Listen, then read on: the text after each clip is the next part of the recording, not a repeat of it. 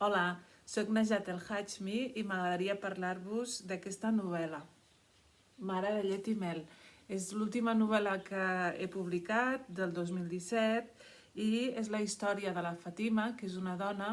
que marxa tota sola del nord del Marroc amb la seva filla. D'una banda tindreu la narració en primera persona de la protagonista i de l'altra un narrador en tercera persona que ens explicarà la vida de la Fatima quan era petita i quan era jove en aquesta zona rural del Marroc on les condicions per a les dones eren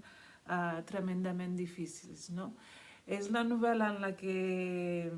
he hagut de treballar més, que m'ha portat més temps, entre altres coses, perquè tenia la intenció de que el lector pogués d'alguna manera escoltar la veu d'aquestes dones, una veu semblant a la de les dones amb les que jo vaig créixer, i la seva manera de contar i traslladar això a una altra llengua, en aquest cas el català, i bé, espero que això us pugui arribar. Gràcies.